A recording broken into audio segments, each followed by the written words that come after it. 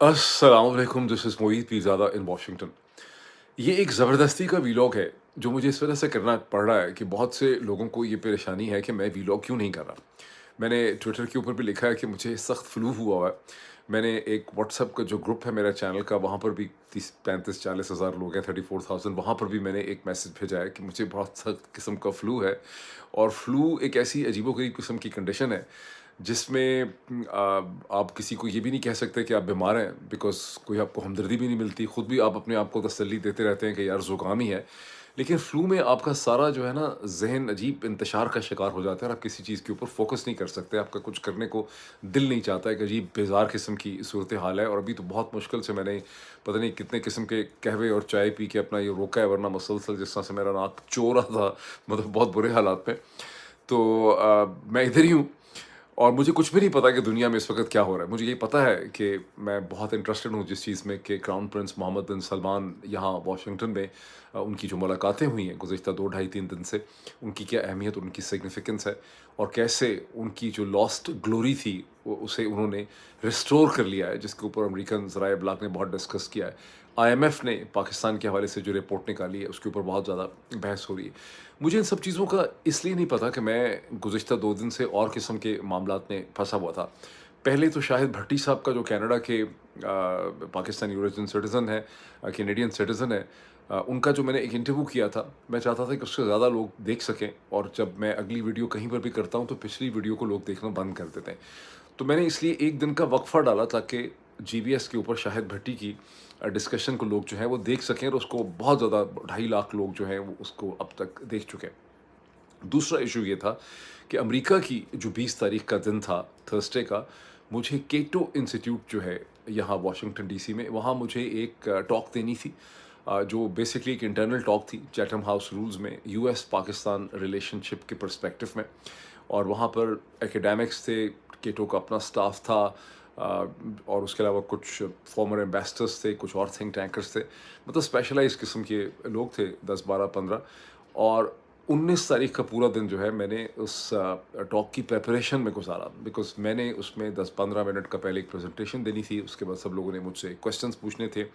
और वैसे तो वो चैथम हाउस रूल्स में है, और किसी ने क्या कहा, किसी ने क्या सवाल पूछा, वो तो मैं नहीं बता सकता, बिकॉज़ मेरे पास परमिशन नहीं है। लेकिन मैंने उसमें ये एक्सप्लेन करने की कोशिश की कि पाकिस्तान का जो, एक तो यूएस पाकिस्तान रिलेशनशिप एक मिसनॉमर है, बिकॉज़ असल में पाकिस्तान का तो कोई रिलेशनशिप ही नहीं है अमेरिका के साथ। ये एक essentially Khalistan military to military relationship है। इसके बहुत से फेजेज़ आए हैं, इसके नाम जो हैं वो बदलते रहे हैं। 1950-60 की दिहाई में ये कम्युनिज़्म की कंटेनमेंट थी, 1980 की दिहाई में पाकिस्तान फ्रंट लाइन स्टेट था, अफ़गानिस्तान में सोवियत ऑक्यूपेशन के ख़िलाफ़ 9/11 के बाद पाकिस्तान पहले की एलाय था, फिर मेजर नॉन नेटो एलाय था, और अब कोई नाम ही नहीं है इस रिलेशनशिप का। लेकिन अब ये रिलेशनशिप पाकिस्तान के army chief stroke field marshal stroke commander of the defence forces general Asim Munir साहब का जो एक ज़ाती रिलेशनशिप बन गया है ट्रम्प फैमिली के साथ और प्रेसिडेंट डोनाल्ड ट्रम्प से, उस पे ये रिलेशनशिप जो है चल रहा है।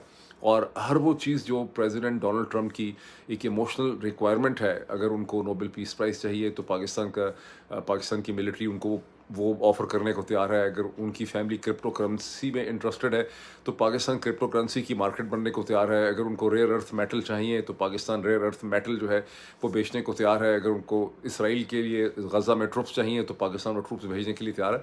तो ये इस किस्म का रिलेशनशिप है। और फिर मैंने ये एक्सप्लेन करने की कोशिश की कि कैसे हर दौर में जो US so called US Pakistan relationship है, इसने पाकिस्तान में इंसानी हकूक़ को, सिविल सोसाइटी को, बाकी तमाम जो इंस्टीट्यूशंस हैं पाकिस्तानी रियासत के और पाकिस्तानी माशरे के, उनको कमज़ोर किया है। ये एक बड़ी प्रोफेशनल किस्म की डिस्कशन थी जिसे मैंने बड़ा एंजॉय किया, इसका अच्छा बड़ा फीडबैक भी इसका आया। और इस डिस्कशन के बाद फिर केटो इंस्टीट्यूट के बहुत से लोगों के साथ मैं बाद में मुलाकात भी करता रहा। इनफैक्ट मैं आपको एक चीज़ अभी दिखाना चाहता हूँ इसी हवाले से। ये एक रिपोर्ट है जो केटो ने और एक और इंस्टीट्यूट ने मिलके डेवलप की, लेटेस्ट रिपोर्ट है उनकी इंसानी हकूक़ के हवाले से, द ह्यूमन फ्रीडम इंडेक्स 2024।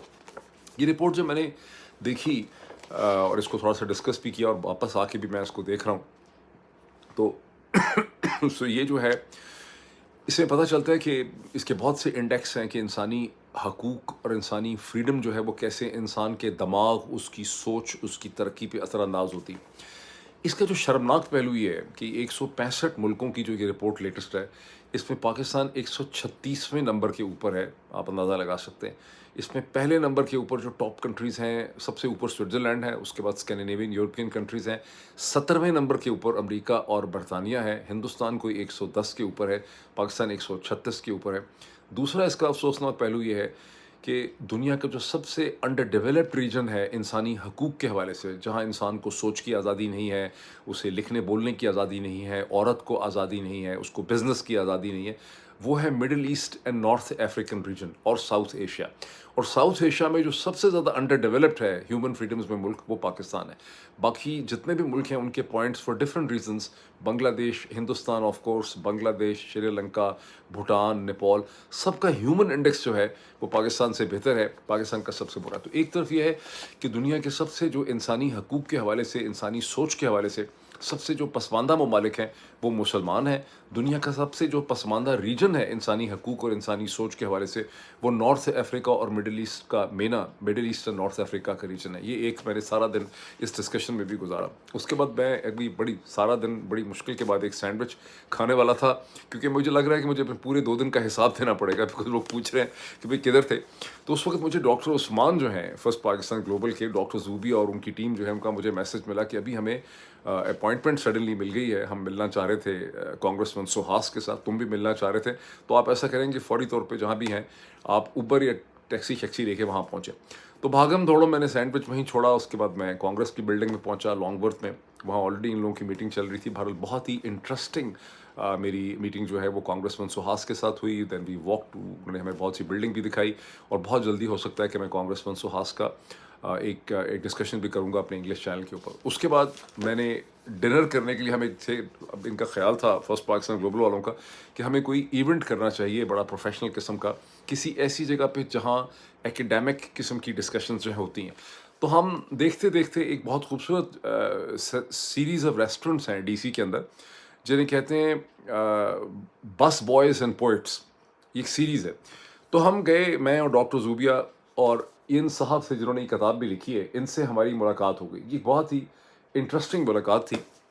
ان کا نام ہے اینڈی شلال، اصل میں ان کا نام ہے انس۔ یہ اب تقریباً 70 برس کے ہیں۔ یہ ایک عراقی اوریجن کے امریکن سٹیزن ہیں، جنہوں نے یہ سیریز آف ریسٹورنٹس کریٹ کیے ہیں، اور ان کی زندگی کی کہانی بھی ہے۔ یہ بھی ایک ایسا شخص ہے جس کے ساتھ بات کرنی چاہیے، اور بہت جلدی ہو سکتا ہے کہ ہم کوئی ایونٹ بھی پلان کریں گے اس جگہ کے اوپر، جس کا کہ میں ذکر ابھی آپ کو بتا رہا ہوں۔ تو یہ سارے میں نے دن گزارے ہیں۔ اس کے بعد شام کے قریب مجھے بہت زیادہ شدید یہ فلو، مسلسل میرا ناک جو ہے وہ بہہ رہا تھا، اور میں اپنے آپ کو تسلی بھی دے رہا تھا کہ یہ کسی طرح سے رک جائے۔ پھر میں نے اب اس کو روکنے کے لیے مجھے جدوجہد کرنی پڑی۔ پھر میں ایک سی وی ایس کے اندر گیا جو 24 آورس کا ڈھونڈ کے، وہاں پہ جو مجھے سمجھ آئی کہ چیزیں لی جا سکتی ہیں فلو کے اٹیک کو روکنے کے لیے، وہ میں نے خریدنی شروع کر دی۔ وائٹامن سی کے میں نے ڈھیر لگائے، مختلف قسم کے کیمیکلز اور مختلف دوائیاں اور مختلف ٹیبلٹس اینڈ کیپسولز، جو چیزیں اوور دا کاؤنٹر مل سکتی تھیں، وہ میں نے ساری وہاں سے اکٹھی کی۔ پھر میں نے اب ایک ٹویٹ کیا، اس ٹویٹ کے بعد میں نے لوگوں سے پوچھا کہ مجھے بتائیں کہ کیا حکیمی ٹوٹکے ہو سکتے ہیں۔ کسی نے کہا کہ جنجر کی ٹی بنائیں، کسی نے کہا کہ اس قسم کا قہوہ لے لیں، کسی نے کہا یہ کریں، کچھ لوگوں نے کہا بھائی کچھ نہیں ہو سکتا، فلو تو اب چلنا ہی ہے۔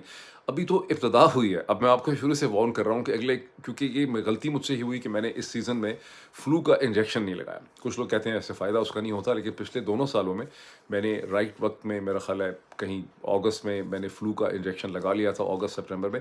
تو اگر مجھے فلو ہوا بھی تھا تو اس قسم کا نہیں ہوا جیسا گزشتہ چند گھنٹوں سے میں مصیبت میں پڑا ہوں۔ اور مجھے اب زیادہ بڑا خطرہ اس کا یہ لگ رہا ہے کہ چونکہ اب یہ فلو ہو گیا ہے، تو اب اس کے بعد ایک اگلا مسئلہ میرے ساتھ یہ ہونا ہے، کیونکہ میں بیچارہ روز مجھے بولنا ہوتا ہے کہ اس کو پوسٹ نیزل ڈراپیج جو ہوتی ہے، جب ڈراپس آپ کے پیچھے گرتے ہیں اور آپ کو مسلسل کھانسی آتی ہے۔ یہ مسئلہ بڑا رہا پہلے بھی، لیکن 2 سال سے نہیں تھا۔ اب آنے والے دنوں میں آپ کو پہلے سے وارن کر رہا ہوں کہ یہ کھانسی والا مسئلہ جو ہے، یہ ان ویلاگس کے اندر جو ہے وہ بہت زیادہ ہونا ہے۔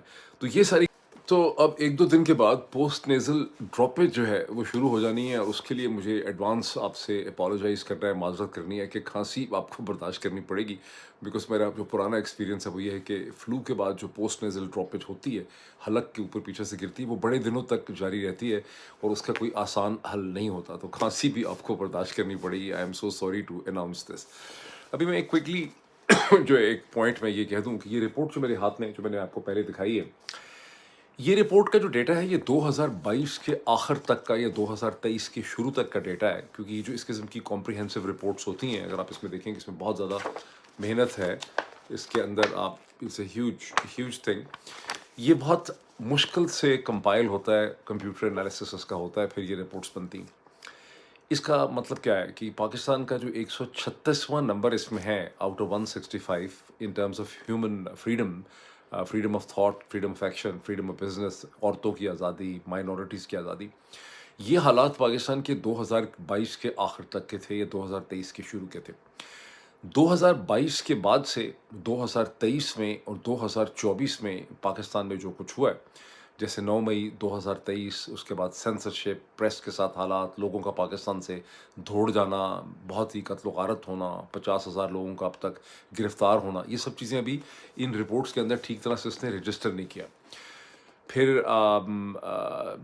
2024 میں جو قتل عام کیا گیا اسلام آباد میں، جو میسیکر ہے، وہ بھی رجسٹر نہیں ہوا. ابھی مرید کے رجسٹر نہیں ہوا. پاکستان میں جس طرح سے آئین کو ختم کر دیا گیا ہے، عدالتیں ختم ہو گئی ہیں، سپریم کورٹ ختم ہو گیا ہے، جس طرح سے آرمی چیف جو ہیں وہ کمانڈر ڈیفنس فورسز بن کے سینٹرلائزیشن اور ہو گئی ہے، امیونٹی لے لی ہے، صدر کو دے دی، آرمی چیف کو دے دی. یہ سب چیزیں جب ان رپورٹس کے اندر، اور یہ خالی ایک ادارہ نہیں ہے کیٹو، اس طرح کی بہت سی اور رپورٹس آپ کو پتہ ہے ہر سال نکلتی ہیں. جب یہ سارا ڈیٹا کمپائل ہو کے اس کے اندر آئے گا 2024 کے آخر تک کا، 2025 کا آئے گا، تو مجھے بہت خطرہ ہے کہ 165-70 ممالک میں پاکستان 150-160 کے اوپر چلا جائے گا.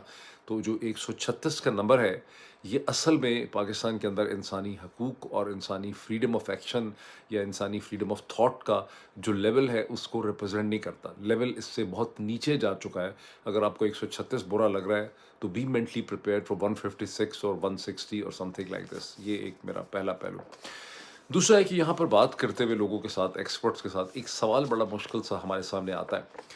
آج اب 21 نومبر ہے پاکستان میں، 26 نومبر 2024 کو اسلام آباد میں قتل عام ہوا، جب سپریم کورٹ اور پارلیمنٹ کی بلڈنگ کے 1 کلومیٹر یا 1 میل کے اندر رات کے 11 بجے، سارا دن ہی گولی چلاتے رہے، 3:30 بجے سے سنائپر فائرنگ شروع کر دی تھی، اور رات کے 7:30-8 بجے تک وہ 14 لوگوں کو گولی لگ چکی تھی، جن کی بعد میں جو لاشیں ہیں وہ نہیں دی جا رہی تھیں، بہت دنوں کے بعد آہستہ آہستہ کر کے دی گئیں، پولی کلینک اسلام آباد سے and Pakistan institute of medical sciences سے. یہ تو آپ میں سے کوئی بھی ایسا نہیں ہوگا جس کو اس کی اویئرنیس نہ ہو. لیکن رات کے 11:47 کے بعد جو فائرنگ ہوئی تھی، اس کا کوئی ہلاک ہونے والا یا زخمی جو ہے وہ کبھی سامنے نہیں آ سکا. اب بلیو کیا جاتا ہے کہ اس میں درجنوں سے لے کے شاید 100 سے زیادہ لوگ جو ہیں وہ ہلاک ہوئے، اور ان کی لاشیں اٹھا کے گم کر دی گئیں یا بعد میں ان کے ورثاء کو خاموشی سے دے دی گئیں. وہ یہ تو خیر میں نے سنا ہی نہیں کبھی کہ ورثاء کو دے دی گئیں، لیکن ان کے ورثاء کو اس کا ایک کمپنسیشن 1-1 کروڑ روپیہ دے دیا گیا. یہ بات ہمارے کانوں میں پہنچتی.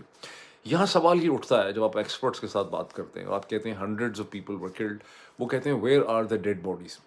اب یہ چیز امریکہ کے اندر ایکسپلین کرنا کہ پاکستان کی ریاست ماشاءاللہ اتنی کیپیبل ہو چکی ہے، کولمبیا کے 1928 کے بنانا میسیکر کی طرح، کہ یہ ٹرکوں میں ڈال کے لاشیں اٹھا کے چلے جاتے ہیں اور پولیس لوگوں کو لاشیں نہیں دیتی، یا ان کو مجبور کرتی ہے کہ چھوٹے چھوٹے جنازے کر لیں 20-20 لوگوں کے، اور وہ جنازہ پبلسائز نہیں ہونا چاہیے.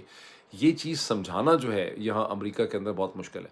ان ادر ورڈز یہ ہے کہ جرم کر بھی دیا جاتا ہے، اس جرم کا ایک پولیٹیکل امپیکٹ اور خوف کو حاصل بھی کر لیا جاتا ہے پاکستان میں، لیکن اس کی کوئی ڈاکومنٹیشن نہیں ہے، بیکاز پاکستان کے جو مین سٹریم اخبارات ہیں وہ اس کا ذکر نہیں کرتے، اور ویسٹرن ورلڈ نے بھی پاکستان میں ہونے والے، جو ویسٹرن میڈیا ہے اس نے پاکستان کے اندر ہونے والے جو جرائم ہیں سیاسی، ان کو ڈاکومنٹ نہیں کیا.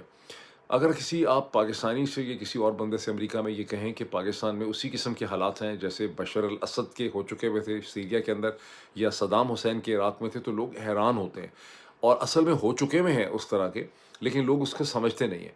وہ بھی ٹرائبل سوسائٹیز تھیں، وہاں پر بھی چھوٹی چھوٹی مختلف جگہوں پہ ریجنل انسرجنسیز چل رہی تھیں. یہ بھی کسی نے غور نہیں کیا اس کو، جو میں آپ کے سامنے بات ابھی بتانے والا ہوں. پاکستان میں بھی خیبر پختونخوا کے اندر اور بلوچستان میں انسرجنسیز چل رہی ہیں سینٹرل اتھارٹی کی خلاف، اور ان انسرجنسیز کو ہم یہ کہہ دیتے ہیں کہ یہ فتنہ الخوارج ہے، یہ فتنہ الہندوستان ہے، یہ باغی ہیں، یہ کافر ہیں، یہ فلاں ہیں، یہ دشمن کے ایجنٹ ہیں. بشر الاسد کا اور صدام حسین کا بھی یہی خیال تھا کہ ہمارے خلاف جو سب لوگ اٹھے ہوئے ہیں یہ امریکہ کے، برطانیہ نے، اسرائیل نے کھڑے کیے ہوئے ہیں، اور انہوں نے ان کو یہی سمجھ کے مارا. یہ ٹرائبل کانفلکٹ تھے جس میں انہوں نے بہت زیادہ طاقت کا استعمال کیا. پاکستان میں بھی یہی چیز ہو رہی ہے. پاکستان کی یہ والی کہانی کیوں نہیں بن رہی؟ اس لیے کہ پاکستان ایک پرو ویسٹرن الائنس کا ایک کنٹری ہے شروع سے. وہ کنٹریز جو ہیں وہ اینٹی ویسٹرن الائنس کے کنٹریز تھے، وہ رشیا کے الائنس کا حصہ تھے. اس لیے یہ چیز ان کی جو خرابیاں تھیں، ان کے جو جرائم تھے، وہ بہت واضح طور پر دکھائے گئے اور ایگزیجریٹڈ شکل میں دکھائے گئے. پاکستان کی کوئی ڈاکومنٹیشن ایگزسٹ نہیں کرتی کہ اسلام آباد میں کیا ہوا، ارسوائل فاٹا میں کیا ہو رہا ہے. اس کی کوئی یعنی آج تک کتنے لوگ مر چکے ہیں، سوات میں، فاٹا میں کتنے لوگ مر چکے ہیں، بلوچستان میں کتنے لوگ مسنگ ہیں، کتنے لوگ مر گئے ہیں، اور اسلام آباد میں کیا ہوا اور مرید میں کیا ہوا، اس کی کوئی انڈرسٹینڈنگ جو ہے وہ یہاں پہ نہیں پائی جاتی. اب میں ایک اس میں اور چیز ایڈ کر دوں. اب 26 نومبر آنے والا ہے، 5 دن ہے. پچھلے ایک سال میں خیبر پختونخوا کی حکومت نے، پاکستان تحریک انصاف نے کوئی ڈاکومنٹیشن کی ہے؟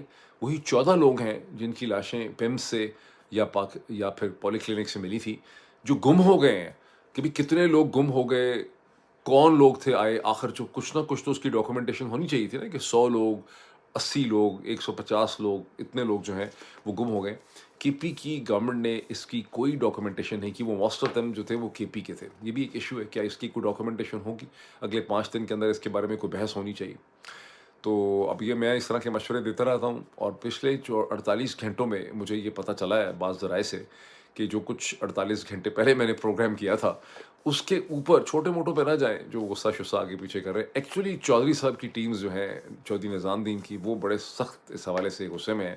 اور وہاں پر ایک باقاعدہ ایک ریسرچ ٹیم کو یہ حکم دیا گیا ہے کہ محیط پیرزادہ کا اسکول سے لے کر یونیورسٹی، اور یونیورسٹی سے لے کے نوکری، اور نوکری سے لے کے اب تک کی لائف ساری جو ہے اسے اسکروٹنائز کیا جائے، تاکہ اس خبیث کے بارے میں کوئی اور مزید ایسی چیز ملے جس کا اسکینڈل جو ہے وہ بنایا جا سکے. اب ظاہر ہے بہت سے اسکینڈل بنائے جا سکتے ہیں، کاکروچ کا بھی سیکس ہو سکتی ہے، کاکروچ کا ریپ بھی ہو سکتا ہے، کچھ بھی ہو سکتا ہے. تو اب یہ دیکھیں کہ کیا نئی کہانی جو ہے نکالی جاتی ہے، اس کو پبلش کیا جاتا ہے، یا کیسے اس کو پھیلایا جاتا ہے. جب وہ یہ نئی کہانی نکالیں گے اگلے، ہو سکتا ہے چند دنوں میں یا چند ہفتوں میں کوئی نکالیں، جب وہ آئے گی سامنے تو پھر میں اس کو ایکسپلین کروں گا کہ اس کی حقیقت کیا ہے. لیکن ابھی تک تو ہمیں نہیں پتا کہ انہوں نے کیا نکالنا ہے. تو ابھی اتنا ہی ہے، میں کہیں نہیں گیا، میں ادھر ہی ہوں، بیمار ہوں، بڑی مشکل سے یہ کر رہا ہوں، اور مسلسل کوشش کر رہا ہوں کہ میں ٹھیک ہو جاؤں. لیکن مجھے ایکسپیرینس یہ ہے کہ اگر آپ نے فلو شاٹ نہ لگایا ہو اور آپ کو اس قسم کا فلو ہو جائے تو وہ آسانی سے ٹھیک ہوتا نہیں ہے. کئی ہفتے جو ہے خبیث کھو اس کی جو ہے وہ چلتی رہتی ہے. پر اینی وے، میں نے آپ کو ایکسپلین کر دیا کہ میں 2 دن سے کہاں تھا. Thank you so much.